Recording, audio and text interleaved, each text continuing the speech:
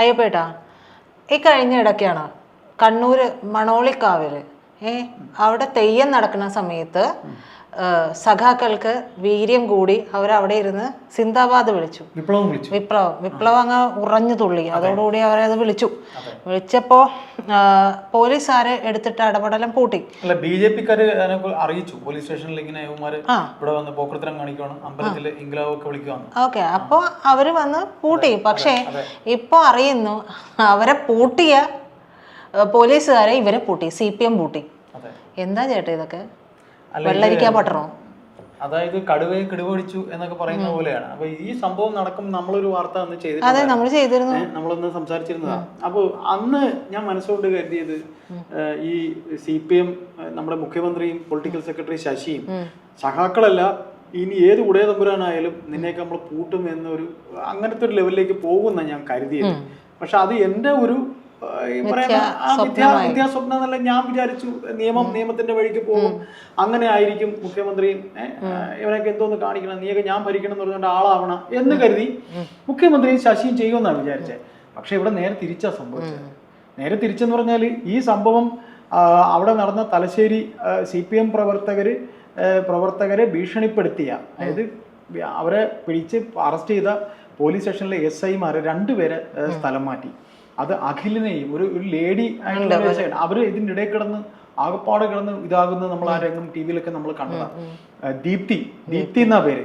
ഇവർക്ക് 2 പേർക്കുമാണ് സ്ഥലം മാറ്റം ഉണ്ടായത്. അപ്പോ ഇതിൽ നമുക്ക് മനസ്സിലാക്കാനുള്ളത്, ഞങ്ങൾ ഭരിക്കുമ്പോൾ, അതായത് CPM-മാര് പറയുന്നത് അന്നും അവരെങ്ങനെ പറഞ്ഞു, ഞങ്ങൾ ഭരിക്കുമ്പോൾ ഞങ്ങള് മുഖ്യമന്ത്രി ആഭ്യന്തരം നോക്കുമ്പോൾ ഞങ്ങളുടെ ആൾക്കാരോട് ഇരിക്കുമ്പോൾ ഞങ്ങളെ നീയൊക്കെ ഇത് ചെയ്യുകയാണോ എന്നുള്ളൊരു അഹങ്കാരമാണ് CPM-ന്റെ ഈ പറഞ്ഞ പ്രവർത്തകർക്ക് ഉണ്ടായത്. അതായത് BJP CPM പ്രവർത്തകർ തമ്മിൽ സംഘടന ഉണ്ടായപ്പോൾ ഇടപെട്ട പോലീസിനെ CPM പ്രവർത്തകർ കൈയേറ്റം ചെയ്തു. അതായത് ഇവർ തമ്മിൽ അടിയുണ്ടായപ്പോൾ ഇവരെ പിടിച്ചു മാറ്റാൻ ചെന്ന പോലീസിനെയാണ് CPM പ്രവർത്തകർ കൈയേറ്റം ചെയ്തത്. ഇത് ഇങ്ങനെ CPM പ്രവർത്തകർ കൈയേറ്റം ചെയ്ത CPM പ്രവർത്തകരെ കസ്റ്റഡിയിൽ എടുത്തപ്പോൾ ബലം പ്രയോഗിച്ച് ആ രംഗം കണ്ടു.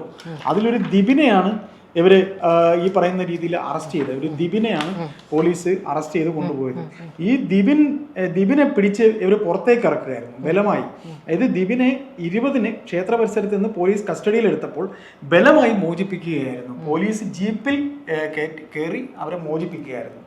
അപ്പോൾ ഇങ്ങനെ 50ഓളം പേര് ജീപ്പ് തടഞ്ഞ് ക്ഷേത്രത്തിന്റെ ഗേറ്റ് പൂട്ടി. അതായത് ജീപ്പിനകത്ത് അവനെ കയറ്റിയപ്പോൾ ഗേറ്റ് പൂട്ടി. അപ്പോൾ ഒന്ന് ആലോചിച്ച് നോക്കിയേ. എന്നിട്ട് അവനെ ഇറക്കി കൊണ്ടുവന്നു. അപ്പോൾ ഭരണത്തിൽ ഇരിക്കുമ്പോൾ എന്ത് പോക്കൃത്തരവും കാണിക്കാവുന്ന രീതിയിലേക്ക് CPM പോവുക എന്ന് പറഞ്ഞു കഴിഞ്ഞാൽ എന്താ നമ്മൾ പറയണേ? എനിക്ക് മനസ്സിലാവില്ല. ചേട്ടൻ പോക്കൃത്തരം എന്നൊക്കെ പറഞ്ഞാൽ അതിനെ കുറച്ച് കാണരുത്, ആഭാസത്തരം, അഴിഞ്ഞാട്ടം എന്നൊക്കെ പറയണ. എനിക്ക് മിനിമം അത്രയെങ്കിലും പറയണ്ടേ? അത് എനിക്ക് അതായത് എനിക്ക് തോന്നുന്നത് ഇതിൽ കൂടുതൽ നമ്മൾ പ്രതീക്ഷ വെച്ച് പുലർത്തേണ്ട കാര്യമൊന്നുമില്ല. ഇത് വാർത്ത പറയുമ്പോൾ പക്ഷെ ഞാൻ ചിന്തിച്ചിരുന്നത് നേരെ തിരിച്ചു തന്നെയാണ്. കാരണം എന്താ വെച്ച് കഴിഞ്ഞാൽ ഈ പാർട്ടി മാറൂല. അത് ചേട്ടൻ പലതവണ ചർച്ചയിലിരിക്കുമ്പോൾ ചേട്ടൻ തന്നെ പറഞ്ഞിട്ടുണ്ട്, പ്രജിത ഈ പാർട്ടി ഇങ്ങനെയാണ്, ഈ പാർട്ടി ചിന്തിക്കുന്ന രീതി നമുക്ക് ഒരിക്കലും മനസ്സിലാക്കാൻ കഴിയില്ല, പ്രിഡിക്റ്റ് ചെയ്യാൻ പറ്റില്ല. അത് ചേട്ടനാണ് ഏറ്റവും അധികം ചർച്ചയ്ക്ക് ഇരിക്കുമ്പോൾ എന്നോട് പറഞ്ഞിട്ടുള്ള ഒരാള്. അത് എന്റെ മനസ്സിലുള്ളത് കൊണ്ട് എനിക്കതിൽ കൂടുതലൊന്നും തോന്നിയില്ല. ചേട്ടൻ വിചാരിച്ചു വശം ചിന്തിച്ചതാണ്. ഞാൻ കരുതി ഈ പറയുന്ന പോലെ ഇത്രയൊക്കെ വിവാദമായപ്പോൾ ഇവരൊന്ന് ചിന്തിച്ച് ഇവര് ചിലപ്പോ അങ്ങനെ മാറ്റിയേക്കും.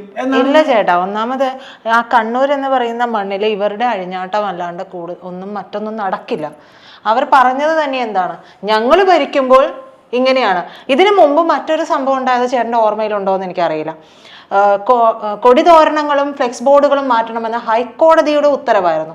അതനുസരിച്ച് കണ്ണൂർ, സ്ഥലം എനിക്ക് ഓർമ്മയില്ല, കണ്ണൂരാണെന്ന് തോന്നുന്നു, അവരതെല്ലാം ഉദ്യോഗസ്ഥരെടുത്ത് മാറ്റി. ഏതൊരു തദ്ദേശ സ്ഥാപനത്തില് ഉദ്യോഗസ്ഥരെടുത്ത് മാറ്റി. അവിടെ പാർട്ടിക്കാര് കയറി, ഏരിയ സെക്രട്ടറി അങ്ങനെ ആരോ കയറി പറഞ്ഞു, നീ ഇതൊക്കെ ചെയ്യുമ്പോ ഓർക്കണ്ടേ? ഷാജിയേട്ടൻ നമ്മൾ സംസാരിച്ചാണ്. അതെ, നീ ഇതൊക്കെ ചെയ്യുമ്പോ ഓർക്കണ്ടേ? അതായത് ഉദ്യോഗസ്ഥർക്കെതിരെ അവിടുത്തെ ലോക്കൽ നേതാവ് വന്ന് ഭീഷണിപ്പെടുത്തി പോയി എന്നുള്ളതാണ്. പിണറായിയിൽ തന്നെയാണ്. അതെ, സ്ഥലം എനിക്ക് കണ്ണൂര്. അപ്പൊ അത്തരത്തിൽ നടത്തിയിട്ടുള്ള ഒരു സ്ഥലമാണത്. അപ്പൊ അവിടെ നിന്ന് നമ്മൾ ഇതിനപ്പുറത്തേക്കൊന്നും പ്രതീക്ഷിക്കണ്ട. പിന്നെ അവിടെ പോയപ്പോ വിപ്ലവ വീര്യം തുളുമ്പി പോയത് എന്തുകൊണ്ടാണെന്നുള്ളതൊക്കെ നമ്മൾ ആഴത്തിൽ ചിന്തിക്കേണ്ട ഒരു കാര്യമാണ്. കാരണം അവിടെ CPM തന്നെ ഉത്സവങ്ങൾ നടത്തുന്നതിന് പിന്നിൽ അവർക്ക് അവരുടേതായ ലക്ഷ്യങ്ങളും ഉണ്ട്. അങ്ങനെ വെറുതെ ഒന്നും കയറി CPM ഒരു ആചാരത്തിന്, പ്രത്യേകിച്ച് ഹൈന്ദവ ആചാരത്തിന് കൂട്ടുനിൽക്കുന്ന വെട്ടിക്കലുണ്ടാവും, അല്ലെങ്കിൽ അത് ഏറ്റെടുത്ത് നടത്തുന്നതിന് പിന്നിൽ അവിടുത്തെ വോട്ട് ബാങ്ക് ഉണ്ടാവും. പ്രാദേശികമായിട്ട് ഇവരെയൊക്കെ ചേർത്ത് നിർത്തണമല്ലോ. അതല്ലാണ്ട് വളരെ ഭക്തി പുരസരം അവിടെ പോയി അവരത് നടത്തുന്നൊക്കെ പറഞ്ഞു കഴിഞ്ഞാൽ വേറെ അങ്ങാടി പോയി പറയേണ്ടി വരും. ഞാൻ വിശ്വസിക്കൂല. സംസാരിക്കൂലോ, കാരണം വോട്ട് പോയല്ലോ. അതുപോലെ പണ്ടത്തെ പോലെ കമ്മ്യൂണിസ്റ്റുകാർ കുറി തുടരുതെന്നും പറഞ്ഞിട്ടൊന്നും ഇല്ല. അമ്പലത്തിൽ പോവാം, കുറി തൊടാം എന്നൊക്കെ. അത് ചേട്ടാ ഏറ്റവും കൂടുതൽ ശബരിമലയ്ക്ക് പോണത് ആരാ? പിന്നെ കൂടുതൽ പോകുന്നത് CPM. അതെ, അവിടെ നിന്ന് ഇത്ര പേര് പോകുന്നത് കാണുന്നുണ്ട്. അപ്പൊ അതൊന്നും അവര് പറയണ്ട. കാരണം അവർക്ക് ഇത് മാറ്റി നിർത്താൻ പറ്റാത്ത ഒരു വിഭാഗമായിട്ട് ഹൈന്ദവ വിഭാഗത്തിനെ വില കുറച്ച് കണ്ടിരുന്നവരാണ് CPM. അവരുടെ വോട്ടുകൾക്ക്, അതായത് വില കൊടുത്തില്ല. ഞങ്ങൾ എന്ത് ചെയ്താലും ഇവർ ഞങ്ങൾക്കേ ചെയ്യുള്ളൂ എന്നുള്ള ഒരു ധാരണയുണ്ടായിരുന്നു.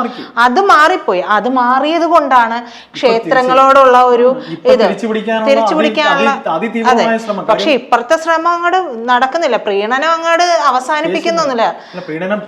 അവിടെ ഉപേക്ഷിക്കാനും വയ്യ, ഇവിടെ കളയാനും പറ്റില്ല. നമ്മൾ പറയില്ല 2 വഞ്ചി കാല് വെച്ചിരിക്കുന്നത്, ഇപ്പൊ എവിടെ വീഴും എന്നുള്ളത് അറിയാൻ പാടില്ല.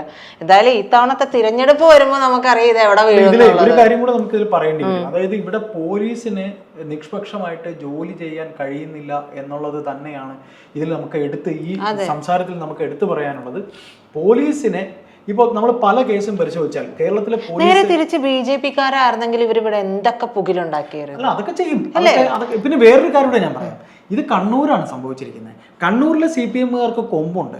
നേരെ തിരിച്ച് തിരുവനന്തപുരത്തോ പത്തനംതിട്ടയിലോ കൊല്ലത്തോ ഏതെങ്കിലും പാർട്ടി പ്രവർത്തകർ ഇതുപോലെ കാണിച്ചെങ്കിൽ അവനെയൊക്കെ പൊക്കിയെടുത്തിട്ട് 2 അടി കൂടുതൽ കൊടുക്കാനായിട്ട് ഈ പാർട്ടി പറഞ്ഞേനെ എന്നുള്ള കാര്യം തീർത്തും വ്യക്തമാണ്. പിന്നെ ഇവരിത് പറയുമ്പോൾ ഉണ്ടല്ലോ, കണ്ണൂർ പോലും ഇനി കിട്ടാൻ പോകുന്ന സീറ്റിന്റെ എണ്ണം ഇവർക്ക് കുറയാൻ പോകണമെന്നാണ് രഹസ്യമായിട്ട് വന്നിരിക്കുന്ന റിപ്പോർട്ട്. കണ്ണൂരിലെ ബൂത്ത് തലത്തിലൊക്കെ ഇവർക്ക് വോട്ട് ഭയങ്കരമായിട്ട് കുറയും. കാരണം അടുത്ത വരുന്ന തദ്ദേശമല്ല, നിയമസഭയിലേക്ക് അവർ നോക്കിക്കോ ഈ പറയുന്ന രീതിയിൽ. അപ്പൊ നമ്മൾ പോലീസിനെ ഒരിക്കലും നമുക്ക് കുറ്റം പറയാൻ കഴിയില്ല. ഇപ്പൊ ഈ നമ്മൾ നവീൻ ബാബുവിന്റെ കേസുമായി ബന്ധപ്പെട്ടും പോലീസിന്റെ കാല് കൂട്ടിക്കെട്ടിയിട്ട് അവരെ കൊണ്ട് അത് ചെയ്യും ഇത് ചെയ്യും എന്നൊക്കെ പറയും. പിന്നെ അവരുടെ ഉപജീവനത്തിനായിരിക്കും ഇവർക്കൊക്കെ വിടുപണി ചെയ്യേണ്ടി വരുന്നത്. അത് മാത്രമല്ല, ഇവര് അന്വേഷണ ഉദ്യോഗസ്ഥരായിട്ട് വെച്ചിരിക്കുന്ന ഇവരുടെ വിടുപണിക്കാരെ മാത്രമല്ലേ. വിടുപണി എന്ന് പറഞ്ഞാൽ പ്രജിത, അവർക്ക് ഈ പറയുന്ന പോലെ ചിലപ്പോൾ പെൻഷൻ പറ്റാൻ 5 കൊല്ലമോ 3 കൊല്ലമോ പെൻഷനൊക്കെ വേണം. ഈ പിള്ളേരെ പഠിപ്പിക്കണം. മക്കളും കുടുംബമുള്ളവരൊക്കെ ആയിരിക്കും പറയുന്നത് ചെയ്യാതിരിക്കാൻ സ്വന്തം വ്യക്തിത്വം വിറ്റ് നിൽക്കേണ്ടി വരുന്ന ഗതികേടായി. അതുകൊണ്ട് അത് പ്രത്യേകിച്ച് കണ്ണൂരിന്റെ മണ്ണിൽ അത് ഉണ്ടാവുന്നത് വല്ലവന്റെയും കത്തിമുനയ്ക്ക് ജീവൻ പോകണം എന്തിനാ എന്ന് കരുതുന്ന പറയുമല്ലോ, പിന്നെ ഇറച്ചിയിൽ മണ്ണ് പറ്റുക എന്നൊക്കെ തമാശ പറയില്ലേ, അതുപോലെ അങ്ങനെ ഉള്ളത് കൊണ്ടായിരിക്കാം നമ്മളിത് പറയുമ്പോൾ പോലീസിനെ ഇത്തരത്തിൽ നിയമത്തിന് അതീതമായി പോലീസിന് മേൽ രാഷ്ട്രീയ അതിപ്രസരം ഉണ്ടാകുന്നതിന്റെ ഒരു നേർക്കാഴ്ചയാണ് ഇത് സംഭവിച്ചിരിക്കുന്നത്. ഇത് പോലീസിന് അവർക്ക് ക്ലെയിം ചെയ്യാവുന്നതാണ്. അവരുടെ ഉദ്യോഗസ്ഥർക്ക് അവർക്ക് പോകാം. പോലീസ് അതോറിറ്റിയിൽ അവർക്ക് കത്ത് കൊടുക്കാം. ഇനി അവിടെയാണ് യുദ്ധം നടക്കേണ്ടത്. IAS തലത്തിൽ IPS തലത്തിലൊക്കെ. വേറൊരു സംഗതി കൂടി ഇതിൽ നമുക്ക് കൂട്ടിച്ചേർത്ത് പറയാം. മട്ടന്നൂര് എന്ന് പറയുമ്പോൾ നമ്മുടെ ഇദ്ദേഹത്തിന്റെ MV ജയരാജൻ ജയിച്ച സ്ഥലമാണ്, അല്ലെ ടീച്ചർ ജയിച്ച സ്ഥലമാണെന്ന് തോന്നുന്നു, ശൈലജ ടീച്ചർ.